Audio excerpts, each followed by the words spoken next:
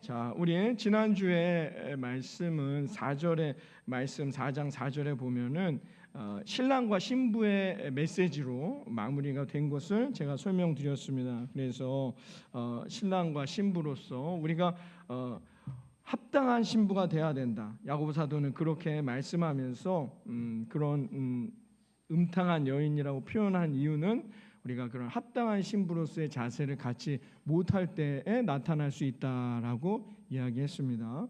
그래서 우리는 시선이 함께 가야 한다는 거예요. 하나님은 우리에게 시선을 주시지만 우리가 하나님을 온전히 바라보지 못하면 어떤 현상들이 나타나느냐, 그 다음에 오늘 이 5절부터 10절까지가 야고보 사도가 그 이야기들을 쭉 설명하는 내용이 오늘 본문에 나와 있는 내용이 되는 것이지요. 그래서 5절에 이렇게 말하고 있는데요. 오늘 본문의 5절 보겠습니다.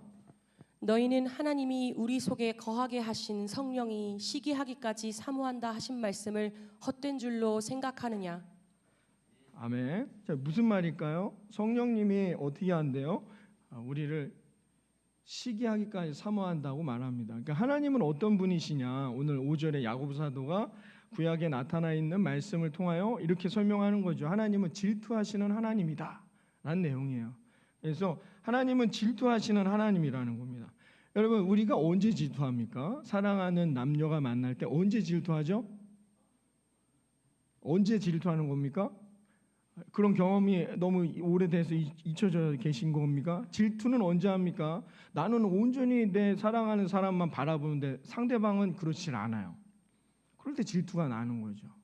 그렇죠. 질투하시는 하나님이라는 표현인 거예요. 구약에 나타나 있는 말씀을 가져다가 야고보 사도가 이렇게 말하고 있는 거예요. 그러니까 무슨 말이냐, 이 말은 하나님은 한 번도 우리에게서 시선을 벗어나 보신 적이 없어요.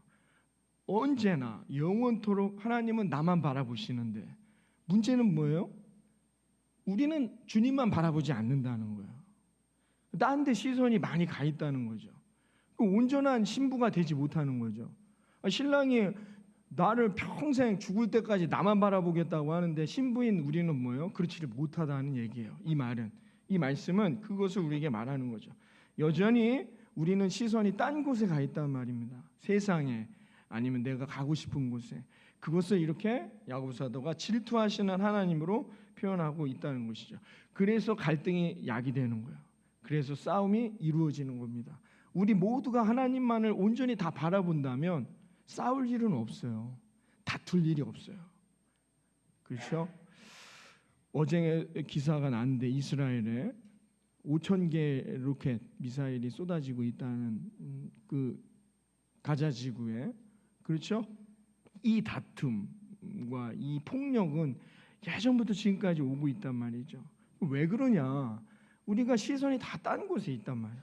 각자의 시선으로 나눠져 있어요.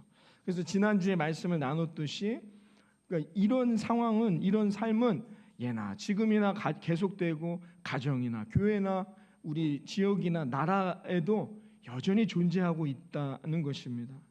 그래서 여러분, 왜 그런가? 다시 말해서 우리들의 시선이 하나님께 모아져 있어야 하는데 그러지 못하는 거죠. 우리는 다 자꾸 어디로 가요? 시선이 세상에 갑니다. 세상이 말하는 질서, 세상이 말하는 가치, 세상이 말하는 원리로 자꾸 우리들의 시선이 분산된다는 것이죠. 그리고는 어떻게 해요? 그런 마음들로 인해 갈등하고 서로 싸우고 화낸다는 겁니다. 열심히 일해서, 만약에 열심히 일해서 100만 원을 벌었어요. 근데 TV나 뉴스에 보니까 뭐 열심히 일했는데 이 사람은 10억을 벌었대요. 막 분노가 쌓이는 거예요. 화가 쌓이는 거예요. 왜냐? 세상의 원리와 기준과 가치로 자꾸 우리를 평가한단 말이에요. 내 스스로가. 그러니까 어떻게 해요? 무너지는 거예요. 제가 이게 주사를 맞으러 갔는데 학생들이 많더라고요. 이제 오후 때라 그런지 중고등학생들도 이렇게 왔는데 하나같이 다 핸드폰만 하더라고요. 엄마가 옆에서 뭐라고 얘기해도 대꾸도 안 해요. 핸드폰만. 그때 하나님의 심정이 어떻겠냐 말이에요. 하나님은 계속해서 우리에게 괜찮은가, 잘하고 있는가, 아프진 않는가 계속해서 우리에게 묻고 우리에게 관심을 갖는데 우리는 어떻게 해요? 여전히 우리의 시선은 밖에 있단 말이죠. 딴 곳에 있게 된다는 거예요. 그때 하나님의 마음이 어떠하겠냐 말이죠. 이것을 우리가 알아야 된다는 거예요. 그리고는 싸워요. 옆에 있는 형한테 막 내 거 뭐 아이템 왜 가져가고 지들끼리 막 싸우더라고요. 이렇게 된다는 거예요. 여러분, 하나님은 우리를 어떤 대상으로 여기시는가에 대해서 한번 보는데, 이사야 32장부터 예레미야 12장 14절에 이런 말씀이 있습니다. 내 백성이 화평한 집과 안전한 거처와 조용히 쉬는 곳에 있으려니와 내가 내 백성 이스라엘에게 기업으로 준 소유의 손을 대는 나의 모든 악한 이웃에 대하여 여호와께서 이와 같이 말씀하시니라. 보라, 내가 그들을 그 땅에서 뽑아버리겠고 유다 집을 그들 가운데서 뽑아내리라. 아멘. 여러분, 우리는 하나님의 백성입니까? 아닙니까? 우리는 하나님의 백성입니까? 여러분, 하나님의 백성이 된 저와 여러분, 얼마나 위로가 되고 소망이 되는 말씀입니까? 하나님이 하나님의 백성에게 화평한 집을, 하나님이 하나님의 백성들에게 안전한 땅을 허락하실 거라 믿습니다. 그런 복을 받는 저와 여러분 되어지기를 바랍니다. 그러면 중요한 건 내가 정말 하나님의 백성이 됐냐는 거예요. 이게 중요해요. 하나님은 한 번도 이 약속과 이 시선을 바꿔보신 적이 없고, 이걸 꺾어보신 적이 없고, 거부해 보신 적이 없어요. 언제나 하나님은 지속적으로 우리에게 이런 시선을 보내세요. 너희 나의 백성, 내 백성들에게 내가 영원한 거처를 주고 사탄마귀 권세에 틈타지 못하게 하여 영원한 기업이 되게 하리라. 나는 너희들의 하나님, 너희는 나의 백성이기 때문이다. 이게 하나님이 늘 우리에게 주시는 약속인데, 문제는 뭐냐? 내가 하나님의 백성이 됐냐는 거예요. 이걸 우리가 살펴봐야 한다는 것이죠.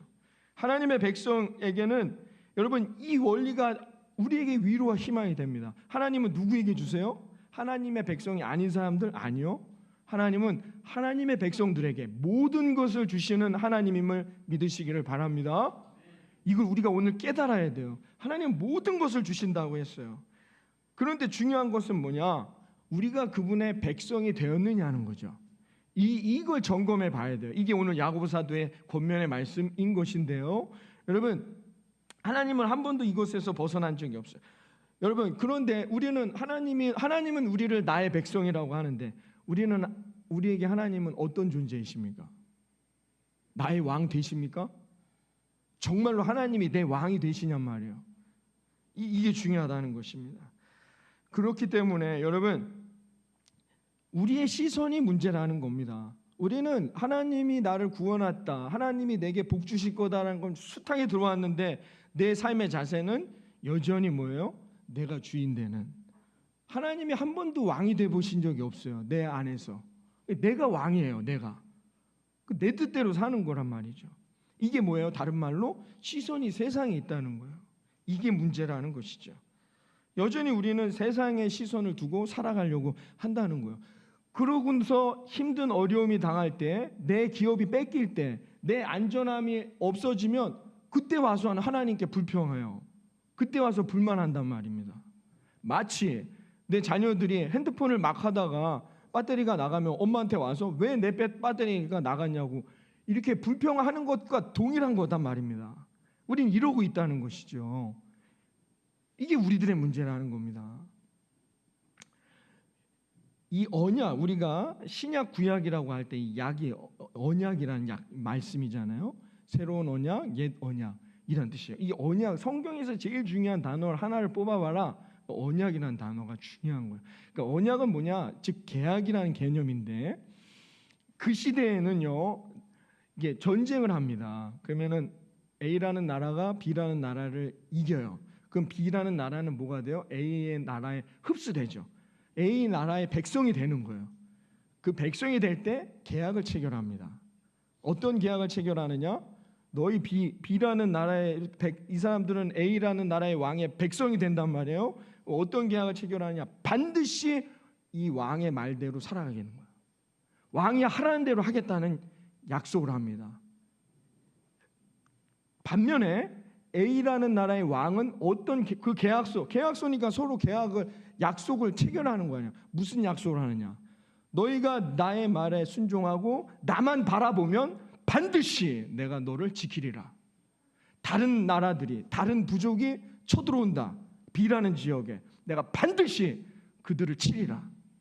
너희를 손댈 자가 없을 것이다. 너희는 나의 보호 아래 있다. 이게 계약이에요. 할렐루야. 우리는 하나님이 우리를 하나님 백성 삼으실 때 그냥 그래 이제부터 넌 내 백성 아니에요. 계약을 맺으셨어요. 그래서 이스라엘 백성들에게 율법을 주십니다. 너희가 이 율법을 반드시 지키면 어떻게 해요? 하나님, 전능하신 하나님이 모든 것을 더해 주시리라 믿습니다. 이 계약이에요. 하나님은 이 계약을 어기시지 않아요. 하나님 거짓의 하나님이 아니시니까. 문제는 뭐예요? 우리예요. 아멘. 감사합니다. 내가 정말 하나님 보호해 주시겠죠. 그렇게 한 해를 시작했는데 2월, 3월쯤 되면 어떻게 해요? 내 안에 하나님은 없어요. 그냥 나만 있어요. 바쁘니까, 힘드니까, 어려우니까 그렇게 산단 말이에요. 그러면 넘어지게 돼요. 왜? 약속이 깨진 거예요. 그 계약은 깨지게 되는 거예요. 그러고는 나중에 와서 그때 이렇게 약속하시지 않았습니까? 이러고 있단 말입니다. 이게 바로 우리들의 모습이라는 거죠. 사랑하는 성도 여러분, 하나님은 한 번도 우리를 실망시키신 적이 없어요. 하나님 한 번도 우리를 버려보신 적이 없어요. 하나님은 한 번도 우리를 사랑하지 않으신 적이 없어요. 하나님은 언제나 우리를 사랑하세요. 아니 나 같은 사람에게 하나님 정말 그런 복을 주실까요? 이런 엄청난 복을 나에게 주신다고? 왜 그래요? 목사님 그럴 이유가 있을까요? 왜? 하나님은 우리를 사랑하시지 않아요. 사랑엔 이유가 없는 겁니다. 여러분 우리 사랑하는 권사님들, 우리 사랑하는 남편 권사님들을 왜 만나셨습니까? 사랑하니까. 뭐 때문에 사랑했어요? 이 질문 자체가 성립되지 않아요. 아니, 사랑하는데 이유가 있습니까? 사랑하니까 만나는 거죠. 내가 볼 때는 아닌 것 같지만 그래도 어떻게 해요? 상대방은 사랑한다잖아요. 사랑엔 이유가 없는 거예요. 마찬가지예요. 하나님 왜 나 같은 죄인을 구원하시고 나를 자기 백성 삼으셨을까요? 사랑하니까. 사랑에는 이유가 없는 거예요. 하나님 날 그렇게 사랑하신다 하지 않습니까? 얼마나 위로가 되고 힘이 됩니까? 그 하나님을 붙들고, 그러면 하나님이 그 약속, 이 약속을 잘 지키는 하나님의 백성들에게 이 남은 올 한 해 아름다운 하나님의 은혜를 더해 주실 거라 믿습니다. 그러면서 야고보 사도가 이 말씀을 하면서 6절에 뭐라고 얘기하냐, 이렇게 말합니다. 6절 봅니다. 6절. 그러나 더욱 큰 은혜를 주시나니 그러므로 일렀으되 하나님이 교만한 자를 물리치시고 겸손한 자에게 은혜를 주신다 하였느니라. 아멘. 하나님의 사랑이 이 안에 있습니다. 하나님이 은혜만 주시지 않아요. 더 큰 은혜도 주신대요. 할렐루야. 하나님은 하나님을 바라보며 하나님께 시선이 있는 자들에게, 하나님의 말씀에 순종하는 자들에게 하나님이 더욱 큰 은혜를 주실 거라 믿습니다. 왜요? 목사님 왜요? 우리를 사랑하시니까. 사랑엔 이유가 없는 거예요. 하나님이 약속해 주셨단 말입니다. 하나님은 겸손한 그 사람들을 겸손한 자라고 야고보 사도가 오늘 말하고 있습니다. 하나님은 교만한 자들에게 관심 있는 게 아닙니다.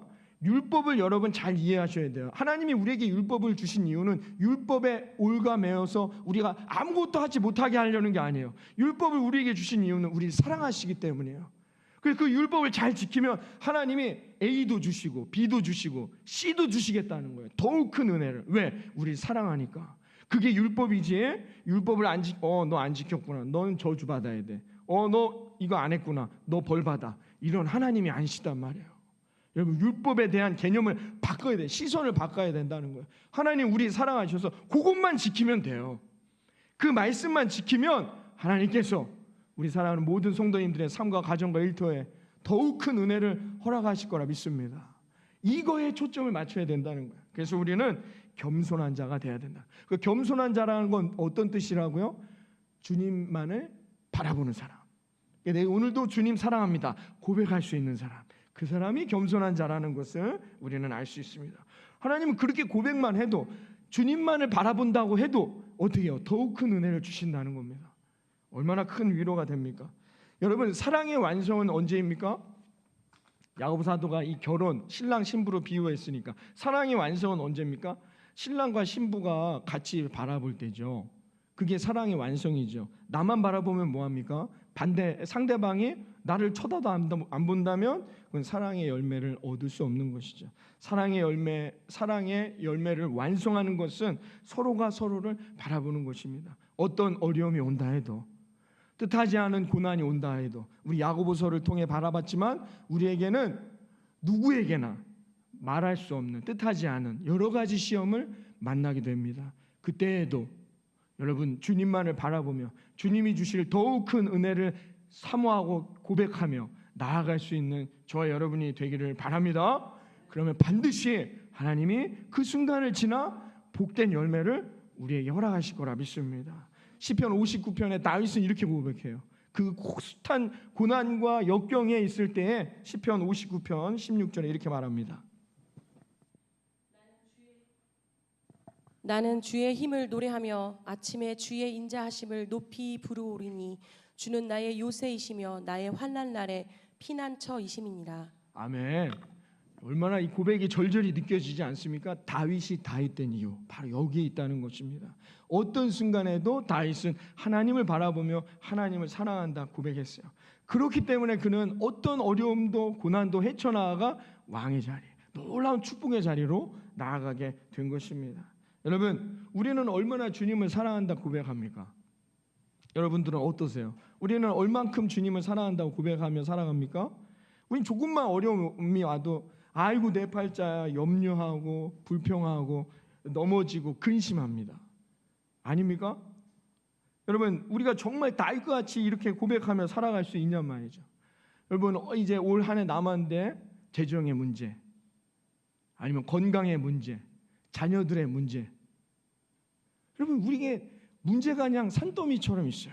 늘 염려하고 근심하고 불평하며 살합니다. 그래서는 하나님이 예비하신 그 놀라운 열매를 얻기가 어렵다는 것이죠. 누가복음 21장 이하에 이런 말씀들이 있는데 잘 말세 때 나타날 현상들을 성경이 이렇게 말합니다. 봅니다. 너희는 스스로 조심하라. 그렇지 않으면 방탕함과 술취함과 생활의 염려로 마음이 둔하여지고 뜻밖의 그날이 덫과 같이 너희에게 임하리라. 너희 염려를 다 주께 맡기라. 이는 그가 너희를 돌보심이라. 근신하라 깨어라. 너희 대적 마귀가 우는 사자같이 두루 다니며 삼킬 자를 찾나니. 여기까지만 더 보세요. 여기까지. 자, 여러분 말세에 나타날 일들을 누가복음과 베드로전서에 이렇게 설명하고 있는데요. 말세에 나타날 일들이 뭐예요? 방탕함과 술 취함과 생활의 염려로 살아가요. 이게 말세 때 나타나는 현상들이란 말입니다. 여러분, 술 취함이 뭔지 제가 몇 주 전에 말씀드렸습니다. 궁금한 분은 유튜브를 찾아서 보시면 됩니다. 방탕함과 술 취함과 생활의 염려가 다 같은 거예요. 이것들은 다 한마디로 뭘까요? 우리의 시선이 하나님께 가지 아니하고 내 삶에 머물러 있는 거예요. 여러분, 생활의 염려로 마음이 둔하여지니까 그날이 어떻게 해요? 덫과 같이 온다라고 말하고 있습니다. 그래서 베드로전서에서는 그 덫과 같이 오는 걸 이렇게 설명한 거죠. 대적 마귀가 우는 사자와 같이 두루 다니며 삼킬 자를 찾는다라고 표현했어요. 그러니까 우리에게 실패와 저주와 마귀의 역사가 덫과 같이 언제 올지 몰라요. 아무도 모르는데 그때가 언제느냐? 이 사자가 먹이를 찾는 것 같은 순간이라는 겁니다. 그러니까 하나님을 바라보지 아니하고 우리의 뜻대로 살아가는 사람들, 이 교만한 자들을 말하는 거예요. 야고보의 말대로, 야고보 사도의 말대로 이렇게 살아가는 사람들은 다 이렇게 넘어지는 거예요. 한마디로 뭐냐? 그냥 생활의 염려가 뭐예요? 그냥 우리가 살아가는 일상에 근심하고 염려하는 거예요. 여러분들은 기도 안에서 근심해 보신 적 있나요? 내가 하나님 앞에 말씀대로 순종하지 않아서 염려해 보신 적 있습니까? 재정의 문제로는 근심하고 염려하죠.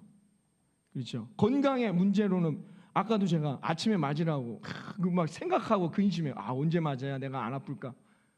그런 건 그 염려하고 근심하지만 내가 하나님 앞에 예배하지 않고 하나님만을 바라보지 않고 기도하지 않았기 때문에 그만큼 염려하고 근심해 보신 적 있나요? 어떠세요, 여러분? 우리 그 생활의 염려, 이 말세 때에 나타나는 거예요. 교회가 없는 게 아니에요. 주일 예배가 없는 게 아닙니다. 이 땅 가운데, 이 한국 땅에 교회가 없는 게 아닙니다. 근데 이렇게 된다는 거예요.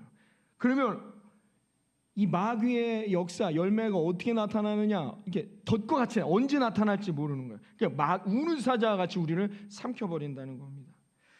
이 말세의 때, 이 마귀의 역사가 뭐냐? 더 자세히 누가복음 17장에 이하에 이렇게 설명하는데요. 봅니다. 누가복음 17장. 노아의 때에 된 것과 같이 인자의 때에도 그러하리라. 노아가 방주에 들어가던 날까지 사람들이 먹고 마시고 장가들고 시집가더니 홍수가 나서 그들을 다 멸망시켰으며. 아멘. 말세 때에는 여러분 이런 일들이 생활의 염려를 이렇게 설명해 줬어요. 생활의 염려란 뭐냐? 지금 이렇게 누가복음에서 설명하고 있습니다. 여러분 노아의 방주 사건 아시죠? 8가족 빼고는 다 죽었어요. 심판받았단 말입니다. 한마디로 저주받은 거예요. 언제? 하루아침에. 비가 예고하지 않아요. 비가 하루아침에 오는 거예요. 그 전까지 뭐 했어요? 우리는 늘상 이렇게 생각해요. 아, 죄 짓고 막 허랑방탕하고 막 그랬구나. 아니요. 성경은 그렇게 말하지 않아요. 그들이 어떻게 살았대요? 시집가고 장가가고 먹고 마시고. 이게 나쁜 겁니까? 먹고 마시고 시집가고 장가가는 게 나쁜 겁니까? 그렇지 않잖아요. 생활의 염려를 설명하는 거예요. 여기엔 어디에도 하나님을 향한 우리들의 시선은 없어요. 하나님을 향한 우리의 마음은 없다는 것이죠. 왜냐? 줄곧 우리의 마음이 세상에만 있기 때문이라는 얘기를 이렇게 설명하고 있는 것이죠. 세상에 우리의 시선이 머물러 있게 된다는 것입니다. 이게 마귀의 역사예요. 마귀란 무엇이냐? 마귀란 뭐예요? 하나님을 향한 믿음과 시선 없이 그냥 내가 원하는 대로 살아가는 모습이에요. 그게 마귀입니다. 마귀의 역사가 그와 같다는 것입니다. 그러므로 우리는 어떻게 해요? 우리가 적어도 하나님을 믿는 하나님의 백성 되었다라면 우리는 깨어 기도하며 근신하라고 말하는 겁니다. 그럼 깨어 기도하며 근신하는 건 뭘까요? 오늘도 하나님을 바라보며 하나님을 사랑한다 딸과 같이 고백하며 어떤 시련이 와도 어떤 고난이 와도 여러분 하나님을 향한 그 믿음으로 여러분 승리할 수 있는 저와 여러분이 되어지기를 바라겠습니다. 거기에 뭐예요? 거기에 하나님의 복이 숨어 있다는 거예요. 오늘 7절에 가면서 야고보 사도가 이렇게 말합니다. 7절 이하 그다음에 예레미야 33장 같이 봅니다. 그런즉 너희는 하나님께 복종할지어다. 마귀를 대적하라. 그리하면 너희를 피하리라.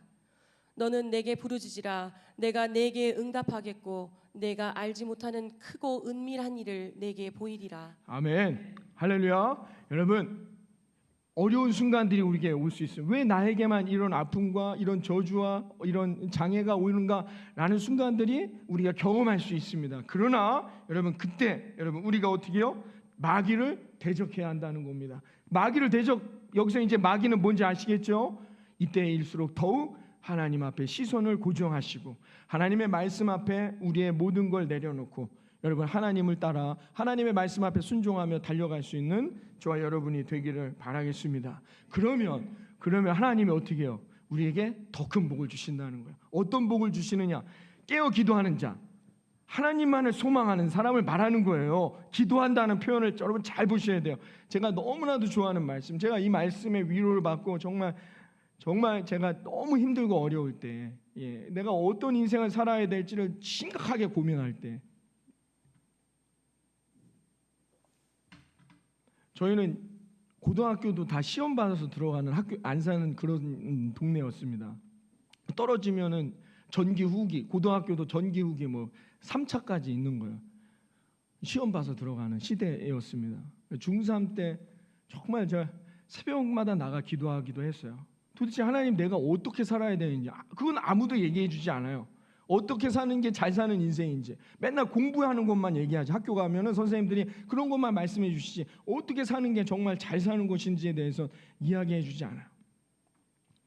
중학교 때도 그랬고 고등학교 뭔가 내 인생의 중요한 걸 결정할 때마다 늘 하나님 앞에 간절히 기도했던 적이 있습니다. 그때 제가 이 대학을 졸업할 때쯤이었죠. 그때 너무나도 기도하는데 하나님이 그때 그 전까지는 이 말씀에 기도 열심히 하라는 얘기 그것만 봤거든요. 예레미야 33장 3절 말씀. 너는 내게 부르짖으라 내가 너에게 응답하겠다. 이거는 뭐 우리가 너무나도 많이 들어왔던 말씀이었는데 그 뒤에 말씀이 저에게 큰 음성으로 들려왔습니다. 너가 알지 못하는 크고 은밀한 일을 너에게 보여주리라. 다른 번역서를 찾아보니까 크고 놀라운 비밀이에요. 오늘도 주님을 만나시고 주님 앞에 시선이 고정되어 주님이 나의 왕 되시는 저와 여러분 되기를 바랍니다. 그 인생에게는 뭐예요? 다른 사람들한테는 알려주지 않는 크고 놀라운 비밀을 알려주신다는 겁니다. 목사님, 그게 뭐예요? 만나야 알 수 있어요. 하나님을 만나야만이 알 수 있습니다. 그 크고 놀라운 비밀은 뭐냐? 제가 알려드릴게요. 하나님은 우리에게 은혜를 주시는 분이십니다. 너무 간단한데요, 목사님? 하나님은 우리에게 은혜를 주시는 분입니다. 여러분, 이 놀라운 비밀을 깨닫고 오늘 나아가시기를 바랍니다. 은혜란 뭐예요? 은혜를 알아야 돼요. 거저 주시는 거예요. 중요합니다. 하나님은 하나님의 복을 거저 주시겠다는 거예요. 우리가 막 노력해서 내가 100일 했으니까 주세요. 아니에요. 하나님 그런 하나님이 아니시단 말. 거저 주시는 하나님. 이 놀라운 비밀을 깨닫고 그러므로 우리는 오늘도 주님을 바라보며 승리할 수 있는 인생들이 되시기를 바랍니다. 하나님은 거저 주신대요. 이게 크고 놀라운 비밀이에요. 더욱이 우리들이 시선이 세상에 있지 아니하고 하나님께만 줄기차게 우리가 하나님께만 머문다면 하나님이 뭐예요? 더욱더 큰 은혜를 주신대요. 이 바꿔 말하면 예레미야의 말씀처럼 우리에게 더욱 크고 놀라운 비밀을 우리에게 주신다는 겁니다. 지금 받은 구원의 은혜, 내가 천국 백성이 된 이 은혜도 큰데 하나님은 여기에 머물지 않으시고 우리가 하나님만을 바라보며 하나님의 은혜만을 소망하며 인생을 살아가면 더 큰 은혜를 주시겠다는 거예요. 그게 뭡니까? 그걸 제가 알면은 얼마나 감사하겠습니까? 우리의 인생이 다 저의 인생은 아니시잖아요. 여러분 각자의 인생에 하나님이 예비하신 더욱 큰 은혜, 놀랍고도 큰 비밀이 숨겨져 있음을 믿습니다. 그 비밀을 깨달아 여러분의 삶에 그 비밀을 누리며 그 복을 누리며 승리하는 저와 여러분 되기를 바랍니다. 더욱 큰 은혜란 뭐냐? 더 설명해 드릴게요. 여기까지만 얘기하면 이게 무슨 말인지 못 알아듣고 집에 가셔서 목사님이 이상한 뭐라고 말씀하셨지? 이게 뭐였지? 라고 말씀하셨어요. 더욱 큰 은혜란 뭐냐? 마태복음 13장에 예수님이 이렇게 설명해 주셨어요. 마태복음 13장 봅니다.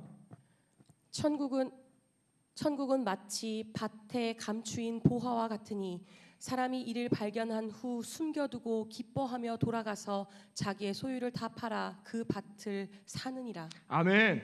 더욱 큰 은혜란 뭡니까? 구원받은 은혜도 큰데 거기에 머물지 않아요.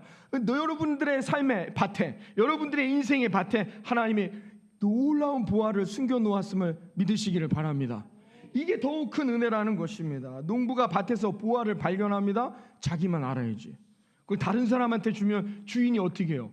주인이 팔아버린단 말이에요. 그러니까 어떻게 해요? 농부만 알아야 돼요, 이 비밀은. 그래서 자기의 모든 것들을 팔아요. 그래서 그 밭을 자기가 산다는 거예요. 왜? 이 자기만 아는 비밀이니까. 이걸 이 밭의 주인이 알면 되겠습니까? 안 되잖아요. 그러니까 어떻게 해서든지 자기의 모든 재산을 팔아서 그 땅을 내가 사겠습니다 해서 산단 말입니다. 왜? 하나님이 내게만 주신 더욱 큰 은혜이기 때문인 것이죠. 이게 바로 뭐예요? 내 밭에 감추인 보화라는 것입니다. 여러분, 이 보화를 깨달아 여러분들의 삶에 이 보화가 채워지는 올 한 해 아직 3개월 남은 이 놀라운 은혜의 열매들이 있는 이 인생들이 되시기를 주님의 이름으로 축원합니다. 여러분, 그러므로 겸손한 자에게만 이 놀라운 보화가 허락되는 거예요. 그러면 오늘 본문에서 말하는 겸손한 자는 뭐냐? 이 비밀을 깨달은 자란 말이에요. 어떤 비밀? 하나님은 우리에게 은혜를 주시는 분이다. 아니, 은혜만 주시는 분만이 아니라 어떻게 해요? 더욱 큰 은혜를 주시는 분이시다. 아멘. 여러분 정말 믿어집니까? 하나님이 정말로 우리에게 더욱 큰 은혜를 주시는 하나님이 믿어지십니까? 그러면 염려가 올 때 낙심하지 마세요. 비가 와도 눈이 와도 병들어도 이 비밀을 깨달은 자는 절대 그 밭을 떠나지 않습니다.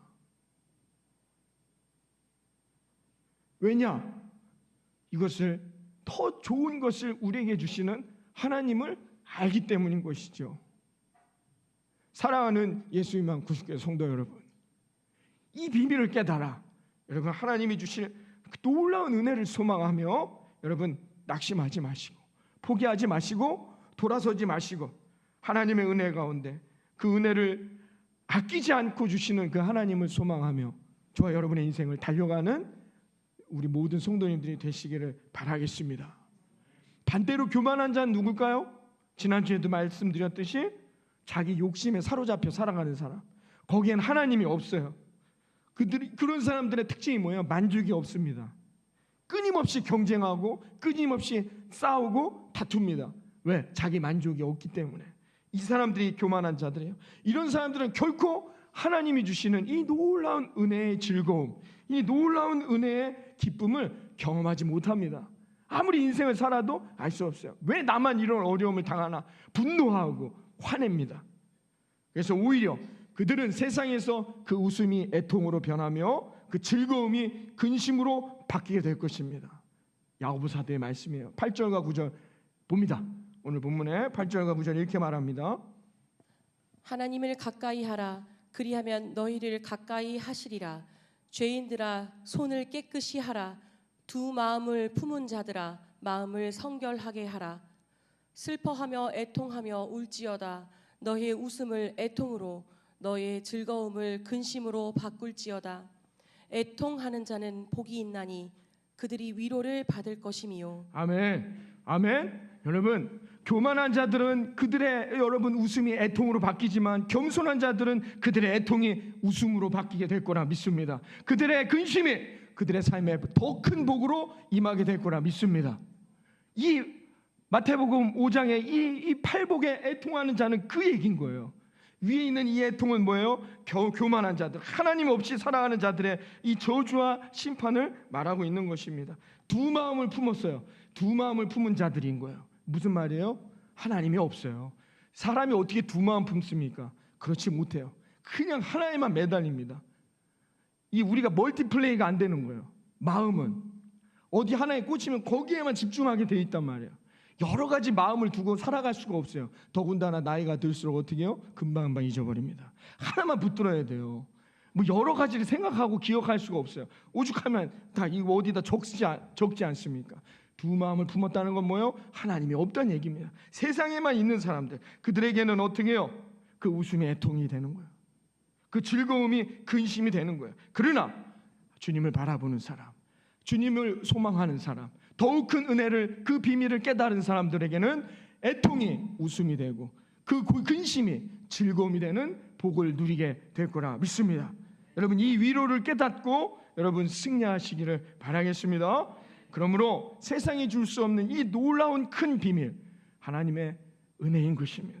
하나님의 은혜를 깨달아 그 은혜를 바라보며 여러분 나아가 승리할 수 있는 저 여러분 되기를 바랍니다. 그런 사람들은 어떻게 해요? 이제 내가 하고자 하는 즐거움, 내가 얻고자 했던 욕심은 다 내려놓게 되는 거예요. 이 비밀을 깨달은 사람들. 그래서 사도 바울은 갈라디아서 2장 20절과 빌립보서 3장 8절에 이런 말씀을 합니다. 봅니다. 내가 그리스도와 함께 십자가에 못 박혔나니 그런즉 이제는 내가 사는 것이 아니요 오직 내 안에 그리스도께서 사시는 것이라. 이제 내가 육체 가운데 사는 것은 나를 사랑하사 나를 위하여 자기 자신을 버리신 하나님의 아들을 믿는 믿음 안에서 사는 것이라. 또한 모든 것을 해로 여김은 내 주 그리스도 예수를 아는 지식이 가장 고상하기 때문이라. 내가 그를 위하여 모든 것을 잃어버리고 배설물로 여김은 그리스도를 얻고. 아멘. 사도 바울의 고백입니다. 사도 바울 여러분 무시하지 마십시오. 그 당대의 최고의 석학이었습니다. 로마 시민권 아무나 갖는 게 아닌데 로마 시민권을 가진 사람이었어요. 여러분 배울 만큼 배운 사람이에요. 다중 언어를 합니다. 히브리어뿐만이 아니라 헬라어, 여러 언어를 사용할 줄 아는 그런 똑똑한 사람이었단 말입니다. 그러나 그는 이 모든 걸 다 배설물로 여기겠다는 거예요. 세상에 관심을 가졌던 것, 세상을 바라봤던 모든 것들은 자기는 다 버리겠다는 겁니다. 왜? 더 귀한 것, 더 큰 비밀을 자기가 깨달은 거예요. 그게 뭐냐? 하나님 아버지인 거죠. 그 하나님 아버지로 말미암아 내가 살아가겠다는 거예요. 그럼 하나님이 주시는 더 큰 비밀이 저와 우리의 삶에 이루어지게 된다는 것을 사도 바울이 말하고 있는 것입니다. 이것을 깨달은 사람, 이 사람들은 겸손해진다는 거죠. 오늘 주님, 오늘도 나에게 하나님의 열매, 더욱 큰 은혜를 허락하여 주시옵소서. 그래서 사도 바울은 지금까지도 우리가 언급하는 사람이 된 것입니다. 사랑하는 예수님만 구주교회 성도 여러분, 우리들의 시선이 세상에서 하늘로 옮겨갈 때 신부가 방황을 멈추고 신랑에게로 돌아갈 때, 집 나간 아들이 자신만을 바라보는 아버지께로 다시 돌아올 때, 그때 한 번도 그 전까지 경험해보지 못한 더욱 큰 은혜가 충만히 경험되게 될 것을 믿습니다. 모처럼 이 한 주간 남은 올 한 해 우리 모든 성도님들의 삶에 이 하나님을 아는 큰 지식, 이 비밀을 깨달아 여러분 늘 승리하는 저와 여러분 되기를 바라겠습니다. 로마서 8장 32절에 그래서 사도 바울은 이런 고백을 합니다. 봅니다. 자기 아들을 아끼지 아니하시고 우리 모든 사람을 위하여 내주시니가 어찌 그 아들과 함께 모든 것을 우리에게 주시지 아니하겠느냐. 아멘. 아멘. 모든 것을 주시는 하나님이십니다. 하나님은 우리에게 모든 것을 주시겠다는 겁니다. 여러분, 그러면 우리가 해야 할 일은 뭐냐? 저와 여러분이 해야 할 약속, 하나님 앞에 이 약속은 무엇이냐? 오늘도 하나님을 바라보며 하나님이 주실 더 큰 은혜를 사모하며 나아가는 저와 여러분 되기를 바랍니다. 여러분 이 말씀을 믿으시기를 바랍니다. 그때부터 하나님의 역사가 일어나는 거예요. 하나님의 전능하심이 반드시 나에게 은혜로 역사할 것을 믿습니다. 아멘.